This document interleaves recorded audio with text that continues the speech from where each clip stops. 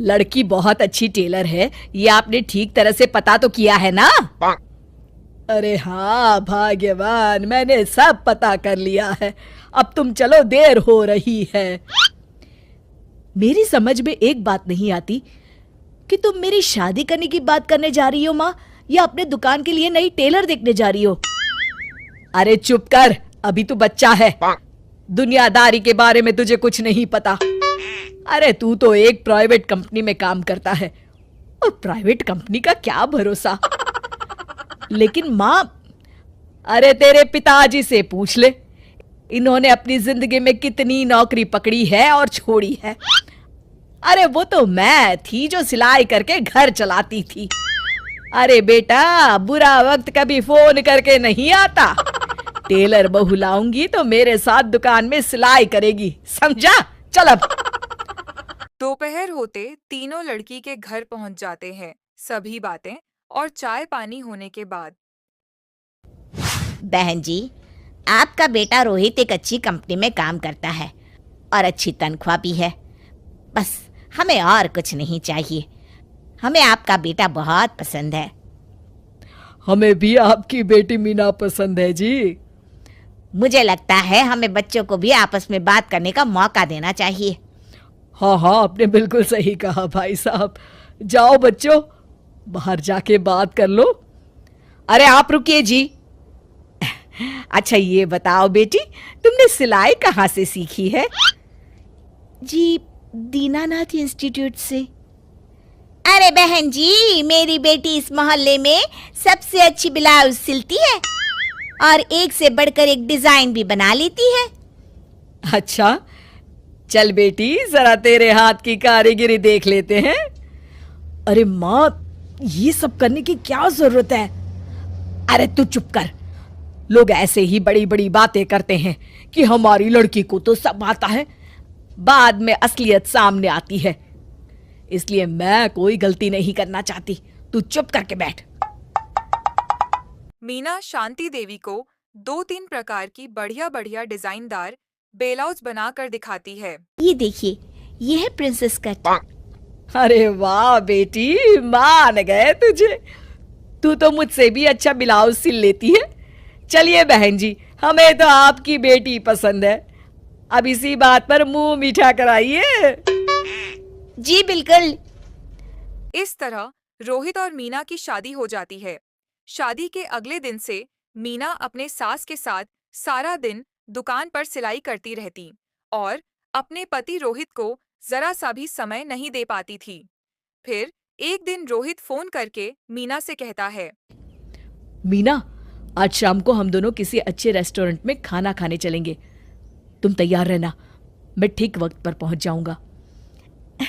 ठीक है जी। शाम को रोहित जब घर आता है तो मीना सिलाई मशीन पर बैठी ब्लाउज सील रही होती है। अरे ये क्या? मैंने तुमसे कहा तो था कि शाम को हमें रेस्टोरेंट में खाना खाने के लिए जाना है, और तुम हो कि सिलाई कर रही हो। हद हो गई। मुझे माफ कर दीजिए जी, क्या करूं, ये ब्लाउज मुझे कल अर्जेंट सील कर देनी है। सारा दिन तो तुम माँ के साथ दुकान पर सिलाई करती हो। अरे कम से कम शाम का वक्त तो मेरे लिए रखा करो। तभी वहां शांति देवी आ जाती है। अरे क्यों बहू को परेशान कर रहा है? कल ये तीनों ब्लाउज सुबह सिल कर देनी है। चल जा, अपना काम कर। रोहित चुपचाप वहां से चला जाता है। इस तरह अपने सास के डर के मारे मीना चाहकर भी अपने पति के लिए वक्त नहीं निकाल पाती थी। फिर एक दिन रोहित दोपहर को ऑफिस से घर आता है। उसके साथ उसके कार में एक लड़की बैठी होती है। दोनों एक दूसरे से मुस्कुराकर बातें कर रहे होते हैं। माँ, जरा टेबल पर रखी मेरी फाइल तो देना, मैं भूल गया था। ये कौन लड़की है तेरे साथ? अरे माँ, ये तो मेरे साथ ऑफिस में काम करती है। इतना कहकर रोहित वहां से चला जाता है उसी शाम। अरे क्या हुआ भाग्यवान, तुम्हारा चेहरा क्यों उतरा हुआ है? किस चिंता में डूबी हुई हो?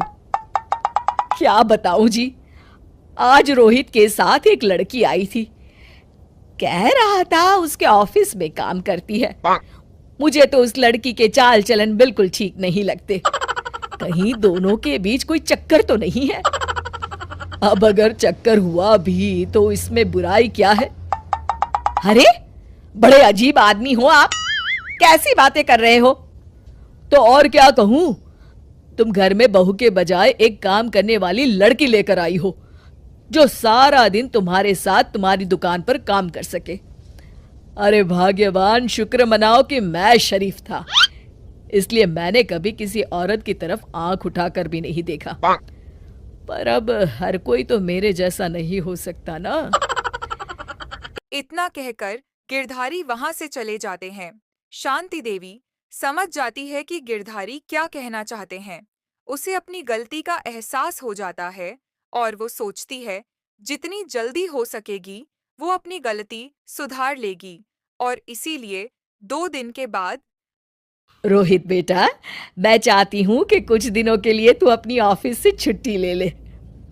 क्यों, क्या हुआ माँ? अरे कुछ नहीं बेटा, मैंने तेरे और बहू के लिए शिमला की 2 टिकट बुक की है। मैं चाहती हूं कि तुम दोनों कुछ दिनों के लिए बाहर घुमाओ। क्यों बहू, ठीक है ना? सासू माँ की बात सुनकर मीना का चेहरा खिल उठता है। वो शर्माकर कहती है जी माँ जी, जैसा आप ठीक समझे। और इस तरह शांति देवी पूरी तरह से बदल जाती है। शिक्षा बहू को बहू नहीं बल्कि बेटी समझना चाहिए और ना कि काम करने वाली नौकरानी।